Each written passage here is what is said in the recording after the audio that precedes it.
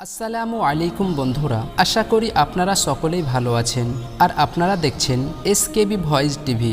বন্ধুরা, আজকের ভিডিওতে আমরা বলবো যে হযরত মুসা আলাইহিস সালামের সেই অলৌকিক লাঠি যেটা ছেড়ে দিলে সাপে পরিণত হয়ে যেত এবং ধরলে আবার লাঠিতে পরিণত হতো, এই অলৌকিক ক্ষমতাটি হযরত মুসা আলাইহিস সালাম কিভাবে পেয়েছিলেন তা জানতে হলে ভিডিওটি শেষ পর্যন্ত দেখবেন। হযরত মুসা আলাইহিস সালাম সুদীর্ঘ 10 বছর তার শ্বশুর বাড়ি হযরত শোয়েব আলাইহিস সালামের নিকটে থেকে বিদায় গ্রহণ করেন। কিছু জরুরি মালপত্র, কিছু পশু ও তার স্ত্রী সফুরাকে নিয়ে মিশরের উদ্দেশ্যে যাত্রা শুরু করলেন। মাদিয়ান থেকে কিছু দূর অগ্রসর হলে সন্ধ্যা নেমে আসে। তখন তারা সেখানে তাঁবু ফেলে রাত্রি যাপনের ইচ্ছা করলেন। তার স্ত্রী সাফুরা ছিলেন গর্ভবতী। পথিমধ্যে তার প্রসব বেদনা শুরু হয়ে যায়। হযরত মুসা আলাইহিস সালাম এই অবস্থা দেখে চিন্তিত হয়ে পড়লেন। তদুপরি চতুর্দিকে ঝড় বৃষ্টি আরম্ভ হয়। সকলের ধারণা ছিল অল্প সময়ের মধ্যে ঝড় শেষ হয়ে যাবে, কিন্তু ঘটনা ঘটল তার বিপরীত। ঝড় ক্রমশ বৃদ্ধি পেল। ঠান্ডা বাতাসে সকলে কাঁপতে আরম্ভ করলো, কিন্তু সঙ্গে আগুন জ্বালানোর কোনো কিছু ব্যবস্থা ছিল না, যাতে করে তারা এক ভয়াবহ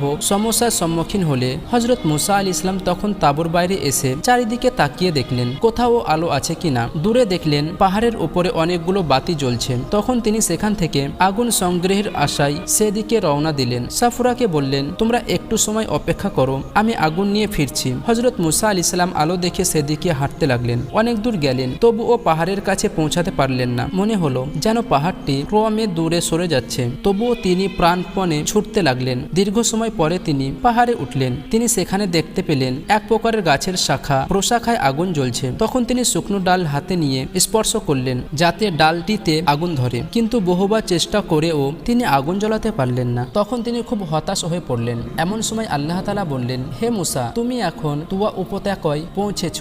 তুমি তোমার পায়ের জুতো খুলে নাও, আমি তোমার সাথে কথা বলতে চাই। তুমি গাছের শাখা প্রশাখায় যে আলো দেখতে পাচ্ছ সেটি আমার নূরের উজ্জ্বলতা মাত্র। আমি তোমাকে আমার নবী হিসাবে পছন্দ করি, অতএব তুমি পাঠ করো লা ইলাহা ইল্লাল্লাহ মুসা কালিমুল্লাহ। অতঃপর তুমি সর্বদা আমার কথা স্মরণ করো এবং নিয়মিত সালাত আদায় করো। সমগ্র পৃথিবীর মানুষকে এ কলেমা দাওয়াত দাও। পৃথিবীতে আল্লাহর আইন প্রতিষ্ঠা করো, জিহাদ করো। হযরত মুসা আলাইহিস সালামের হাতে ছিল একটি লাঠি। আল্লাহ তাআলা হযরত মুসা আলাইহিস সালামকে প্রশ্ন করলেন, হে মুসা, তোমার হাতে ওটা কি? হযরত মুসা আলাইহিস সালাম উত্তরে বললেন, ওটা আমার লাঠি। ওটার উপরে আমি টেক দিয়ে বিশ্রাম করি। ওটার দ্বারা আমি মেষের জন্য পাতা পারি। এছাড়া আমি এটা দিয়ে আরো অনেক কাজ করি। আল্লাহ তাআলা নির্দেশ দিলেন, হে মুসা, তুমি লাঠিটা মাটিতে ফেলে দাও। হযরত মুসা আলাইহিস সালাম লাঠিটা মাটিতে ফেলে দিলেন। অমনি সেটা একটা বিরাট অজগর সাপের রূপ ধারণ করে। হযরত মুসা আলাইহিস সালাম এই দৃশ্য দেখে ভয় পেলেন। তখন আল্লাহ তাআলা বললেন, হে মুসা, তুমি সাপটি ধরো, ভয় করো না, ওটা পূর্বের অবস্থায় ফিরে আসবে।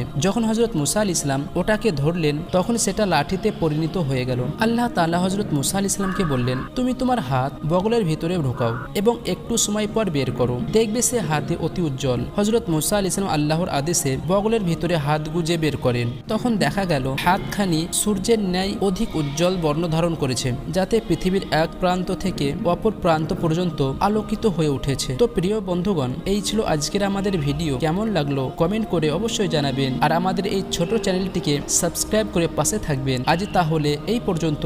আপনারা সকলে ভালো থাকবেন, সুস্থ থাকবেন। আল্লাহ হাফিজ।